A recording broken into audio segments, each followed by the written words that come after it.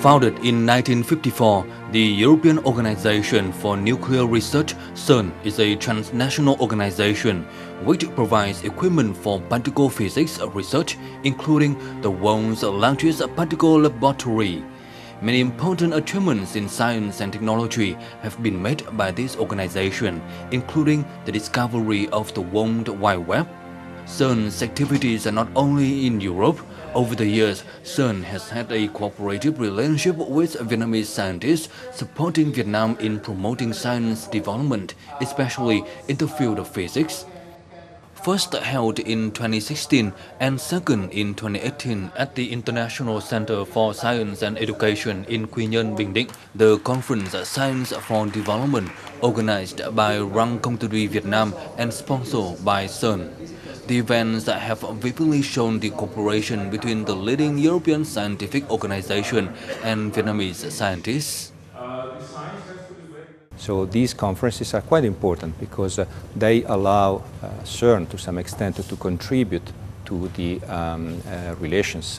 scientific relations between our organization and Vietnam, and also to promote the exchanges of opinions among international scientists. We have an international cooperation agreement from 2008 signed between CERN, our organization of fundamental research, and Vietnam.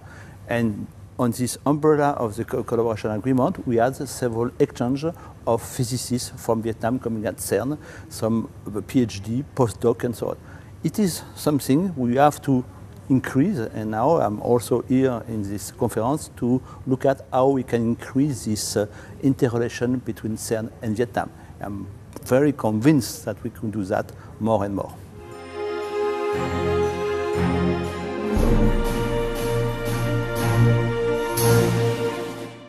You are watching Sharing Vietnam on VTC10 NETVIET. In today's program, let's have a talk with the former Director General of CERN, the Professor Herwig Schopper. He will tell us about the cooperation between CERN and Vietnamese scientists. So thank you for joining us. How many times have you been to Vietnam, and could you share about your impression on this country? Well, it's the second time I'm here in Vietnam. I was here in the Institute 2 years ago for a conference, and it's a big pleasure to be back here in this country. It's a beautiful country because I've visited many countries in development, and I've seen many countries how they developed, and I'm very much impressed by the progress this country makes. Participating in the conference, Science for Development, do you have any message to send to international scientists in general and Vietnamese scientists in particular? Well, in general terms, I think science in general is very important.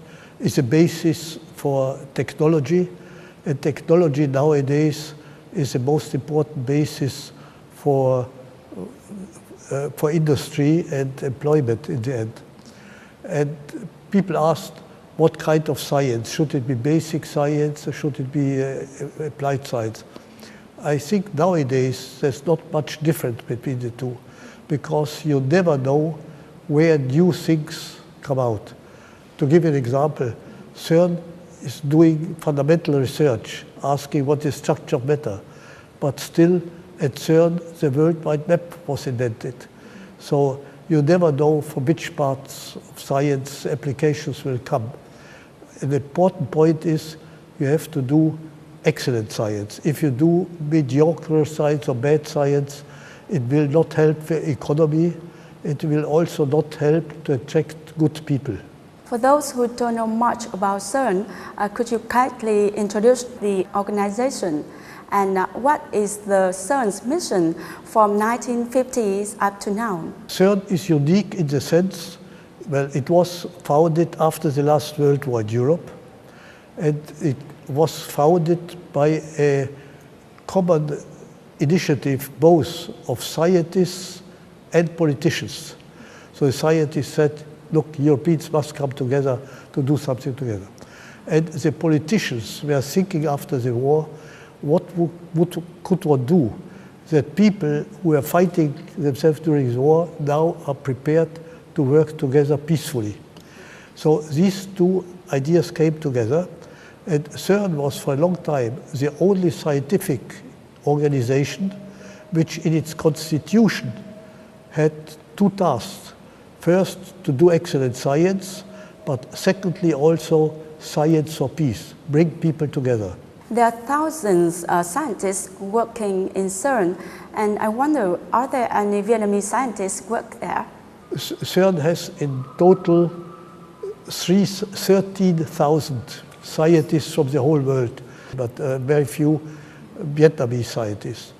But I hope that thanks to the institute here and thanks to the connections with Tan, I hope that this number will increase. And the typical thing at CERN is where a scientist comes from which country. It's only its competence, how good he is, and how much he can contribute to the program by his brain. And that spirit, I think, is one can learn at CERN, and people who have worked sometime at CERN bring this spirit with them. And I think that happened also to Tan, that he learned this spirit at CERN, and that was the basic idea of the center here, to bring people together from the whole world. Rencontres de Vietnam, which were organized by Tan. And the idea is to prepare scientists to work internationally together, both at CERN, but here and other places.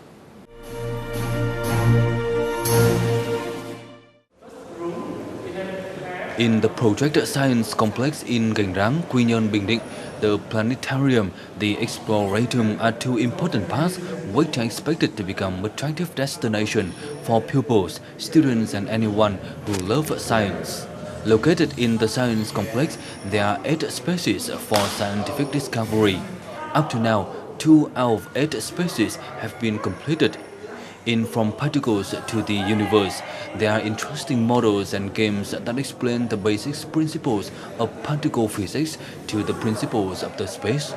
This room was designed entirely by the European Organization for Nuclear Research, CERN.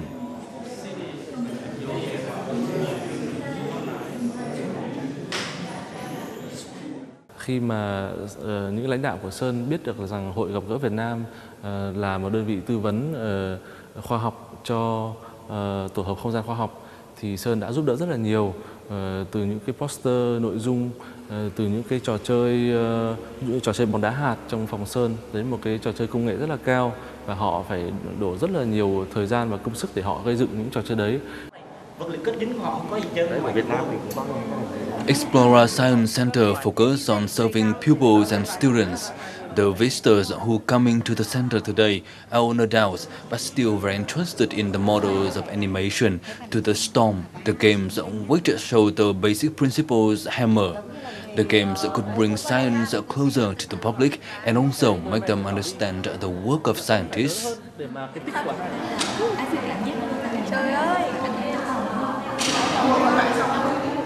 Khi mà chúng tôi nói về vật lý hạt trong phòng số 1 thì chúng tôi muốn các nhà vật lý, những bạn sinh viên mà muốn đi theo ngành vật lý, đặc biệt là vật lý cơ bản hay vật lý ứng dụng, có thể thấy được cái tương lai của họ khi mà họ đi theo cái sự nghiệp nghiên cứu là như thế nào. Đấy là một cái sự nghiệp mà không phải là ngồi một chỗ và nghiên cứu giống như là những cái nhà bác học ngày xưa. Đây là một cái nghề mà đòi hỏi cái sự hợp tác với những kỹ sư phần mềm, những kỹ sư chế tạo máy ở nhiều nước trên thế giới để mà có thể làm được một công trình.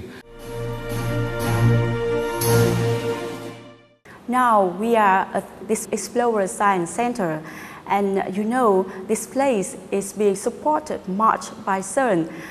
I would like to know, how do you feel being here? Parts of the exhibition you have here, you will find also at CERN.